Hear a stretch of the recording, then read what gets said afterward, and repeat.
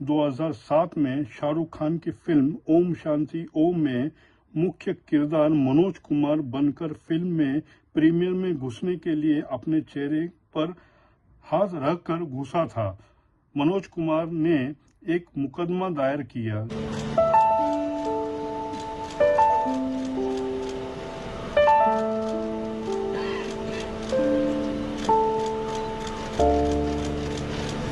थी। यह film box office पर असफल रही और मनोज कुमार द्वारा काम की गई आखिरी फिल्म थी। एब्सोल्युटली राइट दादाजी। पर बेटे इतना तड़पा क्यों रहा है? तो 81 में मनोज कुमार ने दिलीप कुमार, हेमा मालिनी और शशि कपूर, प्रवीण बॉबी और शत्रुघ्न सिन्हा के साथ ऐतिहासिक ड्रामा क्रांति का निर्देशन और अभिनय किया। हरि कृष्ण गिरी गोस्वामी, फिल्मी नाम मनोज कुमार। इनका जन्म 24 जुलाई 1937 को हुआ था।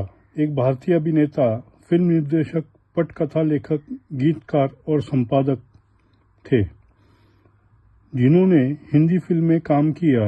4 दशकों से अधिक के करियर में उन्होंने 53 फिल्मों में काम किया। उन्हें भारतीय सिनेमा के इतिहास में सबसे सफल अभिनेताओं में से एक माना जाता है। देशभक्ति फिल्मों का चलन शुरू करने के लिए जाने जाने वाले उन्होंने भारत कुमार का उपनाम दिया गया था। उन्हें भारतीय सिनेमा और कला में उनके योगदान के लिए 1992 में पद्मश्री और 2015 में भारत सरकार द्वारा सिनेमा के क्षेत्र में सर्वोच्च पुरस्कार दादा साहेब फाल्के पुरस्कार से सम्मानित किया गया था। उन्हें विभिन्न श्रेणियों में एक राष्ट्रीय फिल्म पुरस्कार और 7 फिल्म फेयर पुरस्कार मिले। मनोज कुमार का जन्म ब्रिटिश भारत वर्तमान खैबर पख्तून पाकिस्तान के उत्तर पश्चिमी सीमांत प्रांत के शहर एबटाबाद में पंजाबी हिंदू ब्राह्मण परिवार में हुआ था। उनका जन्म का नाम हरि कृष्ण गिरी स्वामी है। जब वो 10 वर्ष के थे तो उनका परिवार विभाजन के कारण जांजिया शेर खां से दिल्ली आ गया। फिल्मों में अपनी किस्मत आजमाने से पहले मनोज कुमार ने हिंदू कॉलेज से कला स्नातक की डिग्री हासिल की। जब वह छोटे थे तो वह अभिनेता दिलीप कुमार, अशोक कुमार और कामिनी कौशल से प्रशंसा करते थे और उन्होंने शबनम में दिलीप कुमार के चरित्र के आधार पर अपना नाम मनोज कुमार रखने का फैसला किया। फैशन 1957 में काम चर्चित शुरुआत करने के बाद सहारा 1958, चांद 1959 और हनीमून 1960 जैसी फिल्मों में भुलाने योग्य भूमिकाएं करने के बाद उन्होंने कांच की गुड़िया 1961 में अपनी पहली प्रमुख भूमिका निभाई, जिसके बाद पिया मिलन की आस 1961, सुहाग सिंदूर 1961, रेशमी रुमाल 1961 आई। लेकिन इनमें से अधिकांश फिल्म किसी निशान के डूब गई। पहली बड़ी व्यावसायिक सफलता 1962 में विजय भट्ट की हरियाली और रास्ता में माला सिन्हा के साथ मिली। लेकिन इसका जिम्मेदार कौन है चाचा जी? इसकी तो तहकीकात करनी होगी बेटा। खैर ये आपका मामला है, लेकिन चाचा जी थोड़े से माल के लिए आप अपने हरियाली और रास्ता की सफलता के बाद शादी 1962, डॉक्टर विद्या 1962 और गुरुहस्ती 1963 आई, जिसमें तीनों ने बॉक्स ऑफिस पर अच्छा प्रदर्शन किया।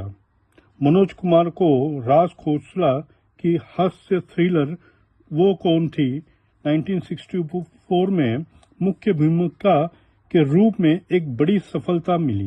मैं एक डॉक्टर हूँ, डॉक्टर आनंद। आप यहाँ किस लिए आए? एक मरीज को देखने के लिए।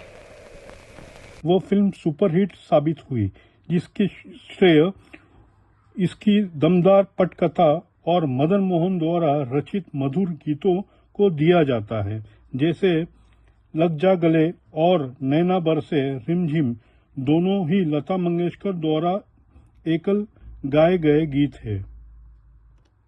1965 में मनोज कुमार के लिए एक बड़ा साल था, क्योंकि इसने उनके स्टारडम के उदय की शुरुआत की। उनकी पहली रिलीज देशभक्ति ड्रामा शहीद थी, जो स्वतंत्र क्रांतिकारी भगत सिंह के जीवन पर आधारित थी। इसे आलोचकों के साथ साथ भारत के तत्कालीन प्रधानमंत्री लाल बहादुर शास्त्री से भी अत्यधिक सकारात्मक प्रतिक्रिया मिली और यह बॉक्स ऑफिस पर बहुत बड़ी हिट रही। इसके बाद रोमांटिक ड्रामा हिमालय की गोद में आई, जो एक ब्लॉकबस्टर थी, जिसमें उन्हें एक बैंकेबल स्टार बना दिया। वर्ष के अंत से पहले उन्होंने मिस्ट्री थ्रिलर गुमनाम के साथ एक और हिट हासिल की। सफलता का सिलसिला 1966 से जारी रहा, जब उन्होंने आशा पारेख के साथ दो बदन के लिए हौसला के साथ फिर से काम किया। इस फिल्म को हौसला के निर्देशन, मनोज कुमार के प्रदर्शन और गीतकार शकील बदायूनी द्वारा लिखे गए गीतों की याद किया जाता है, जिसमें मोहम्मद रफी द्वारा गाए गए गीत राह गर्दिशों में हरदम और लता मंगेशकर द्वारा गाया गया गीत लो आ गई उनकी याद शामिल है। उन्होंने उस वर्ष शक्ति सामंता की सावन की घटा में शर्मिला टैगोर के साथ अभिनय करते हुए और एक फिल्म हिट दी। तो फिर अजी इसमें घबराने की क्या बात है, पेट्रोल पंप तक तो मैं आपको पहुंचा दूंगा। जी शुक्रिया। रसीला, तुम जाके पेट्रोल ले आओ। 1965 के भारत पाकिस्तान युद्ध के बाद प्रधानमंत्री लाल बहादुर शास्त्री ने उन्हें लोकप्रिय नारे जय जवान जय किसान, सैनिक की जय किसान जय पर आधारित एक फिल्म बनाने के लिए कहा। इसका परिणाम उनकी निर्देशन की पहली फिल्म थी, देशभक्ति नाटक उपकार 1967। इसे आलोचकों की प्रशंसा मिली और यह उस वर्ष बॉक्स ऑफिस पर हिट रही। अंततः एक ऑल टाइम ब्लॉकबस्टर बनकर उभरी। दबाना चाहते हो? अनाज दबा कर रखना चाहता हूँ। क्या मतलब लाला जी? अरे पूछो बनवारी से, पूछो शामू से, ये किसान लोग। इसका संगीत 1960 के दशक का छठा सबसे अधिक बिकने वाला हिंदी फिल्म एल्बम था। उपकार का एक गीत मेरे देश की धरती हर साल भारत के गणतंत्र दिवस और स्वतंत्र दिवस समारोह के दौरान बजाया जाता है। फिल्म ने मनोज कुमार को दूसरी सर्वश्रेष्ठ फीचर फिल्म, उनकी अगली रिलीज पत्थर के सनम भी बहुत बड़ी हिट रही, लेकिन अनीता के साथ साधना फ्लॉप रही। 1968 में उन्होंने नीलकमल में राजकुमार और वहीदा रहमान के साथ सह अभिनय किया। उसी वर्ष उन्होंने आदमी के लिए रहमान के साथ फिर से काम किया, जिसमें दिलीप कुमार की प्रमुख भूमिका थी। नीलकमल बॉक्स ऑफिस पर एक ब्लॉकबस्टर साबित हुई, जो 1968 में तीसरी सबसे ज्यादा कमाई करने वाली फिल्म बन गई। आदमी ने भी ठीक ठाक कारोबार किया और इसके रन के अंत तक इसे सेमी हिट घोषित कर दिया गया। उसी वर्ष 1969 को राजेश खन्ना का उदय हुआ। उन्होंने आराधना और दो रास्ते में बैक टू बैक ब्लॉकबस्टर के साथ देश और में तूफान ला दिया। उस वर्ष मनोज कुमार का एकमात्र रिलीज मोहन सहगल की हैप्पी गो लवली 1951 थी, जिसमें आशा पारेख सह कलाकार साजन थे। यह फिल्म हिट रही और उस साल की सबसे ज्यादा कमाई करने वाली फिल्मों में 10वें स्थान पर रही। मनोज कुमार की 1970 में पूर्व और पश्चिम के साथ देशभक्ति विषयों पर लौटे, जिसमें पूर्व और पश्चिम में जीवन को एक साथ दिखाया गया। यह भारत और विदेश में दोनों में एक बड़ी ब्लॉकबस्टर साबित हुई। यूनाइटेड किंगडम में फिल्म 1971 में रिलीज हुई थी और लंदन में 50 सप्ताह से अधिक समय तक चली। इसमें यूके में लगभग कमाई 2.5 मिलियन रुपया के कारोबार किया। इसमें यूके बॉक्स ऑफिस पर 2 रास्ते का रिकॉर्ड तोड़ दिया, जो 1 साल पहले यूके में रिलीज हुई थी। पूर्व और पश्चिम ने यूके का रिकॉर्ड 23 साल तक अपने नाम रखा, जब तक कि इसे अंततः 1994 में हम आपके हैं कौन ने नहीं तोड़ा था। 1970 में उनकी अन्य रिलीज यादगार, पहचान और मेरा नाम जोकर थी, जबकि पहली बॉक्स ऑफिस पर असफल रही। पहचान बबीता के विपरीत एक व्यावसायिक सफलता साबित हुई और राज कपूर की मेरा नाम जोकर, जिसमें उनकी सहभूमिका थी, रिलीज के समय फ्लॉप हो गई थी, लेकिन समय बीतने और विश्व सिनेमा में भारतीय सामग्री की बढ़ती दृश्यता के साथ इसे पंत का दर्जा प्राप्त हुआ।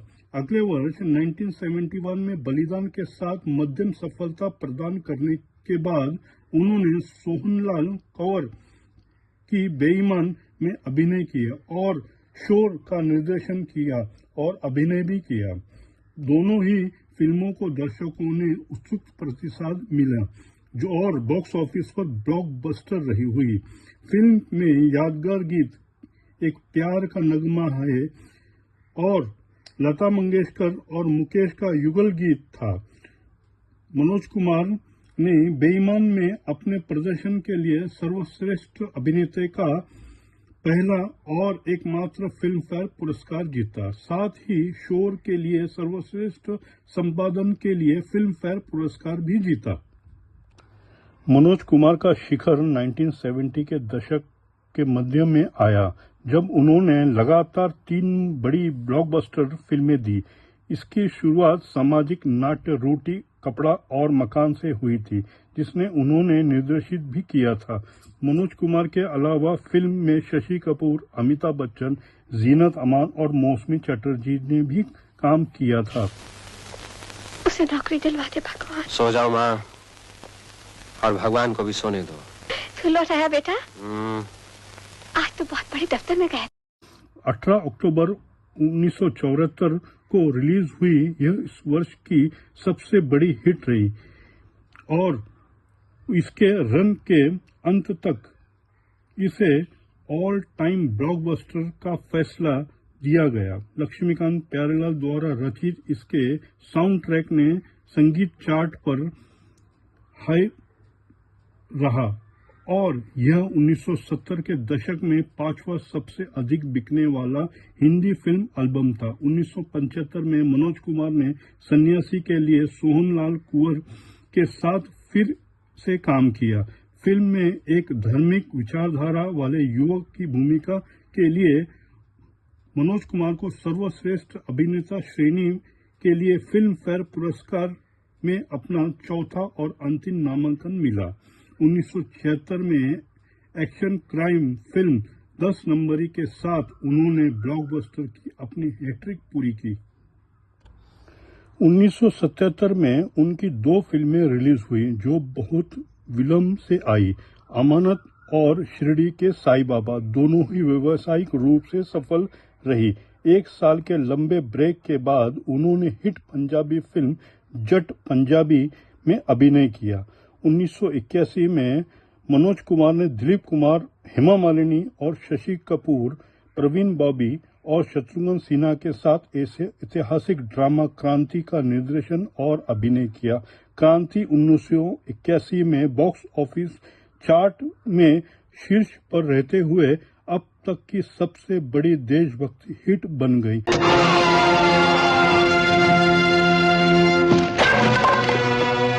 अंग्रेजी बंदूक के लिए हिंदुस्तानी तलवारी काफी है। यह 1980 के दशक की सबसे सफल फिल्म थी और उपकार और रोटी कपड़ा और मकान के बाद मनोज कुमार की तीसरी ऑल टाइम ब्लॉकबस्टर रही। फिल्म का क्रेज ऐसा था कि दिल्ली, राजस्थान, उत्तर प्रदेश और हरियाणा जैसी जगहों पर क्रांति टी शर्ट, जैकेट, बनियान और यहाँ तक कि अंडरवेयर बेचने वाली दुकानों थी। वर्ष 1981 उद्योग के लिए एक बड़ा वर्ष था, जिसमें नसीब, लावारिस, एक दूजे के लिए, लव स्टोरी और मेरी आवाज सुनो जैसी कई बड़ी ब्लॉकबस्टर फिल्में और कई अन्य हिट फिल्में आई, लेकिन क्रांति अलग और शीर्ष पर रही। यह मनोज कुमार के करियर की आखिरी उल्लेखनीय सफल हिंदी फिल्म भी साबित हुई।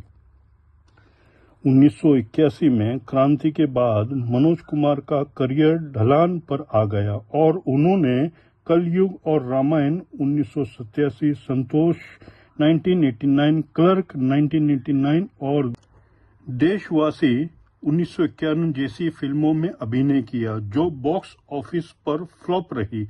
1995 में फिल्म मैदान जंग में अपनी उपस्थिति के बाद उन्होंने अभिनय छोड़ दिया। उन्होंने अपने बेटे कुणाल गोस्वामी को 1999 की फिल्म जय हिंद में निर्देशित किया, जो देशभक्ति की थीम पर आधारित थी। यह फिल्म बॉक्स ऑफिस पर असफल रही और मनोज कुमार द्वारा काम की गई आखिरी फिल्म थी। एब्सोल्युटली राइट दादाजी। पर बेटी इतना तड़पा क्यों रहा है? और बताना शीतल के बारे में। उसकी माँ है, उसके दादा है, जिन्होंने पंडित से पूछकर कल शाम 4 बजे मंगने का उसी वर्ष 44वें फिल्म फेयर पुरस्कार में उन्हें 40 साल से अधिक के करियर के लिए लाइफ टाइम अचीवमेंट अवार्ड से सम्मानित किया गया। मनोज कुमार कई अन्य बॉलीवुड सितारों की तरह मनोज कुमार ने भी अपनी सेवानिवृत्ति के बाद राजनीति में प्रवेश करने का फैसला किया। भारत में 2004 में आम चुनाव से पहले वह आधिकारिक तौर पर भारतीय जनता पार्टी में शामिल हो गए थे। मनोज कुमार को मुंबई के कोकिलाबेन धीरूभाई अंबानी अस्पताल में भर्ती कराया गया था, जहां हृदय संबंधी पुरानी जटिलताओं के कारण उनकी मृत्यु हो गई। अस्पताल द्वारा जारी किए गए चिकित्सक प्रमाण पत्र के अनुसार मृत्यु का दूसरा कारण डिकम्पोजिट लीवर सेरोसिस था।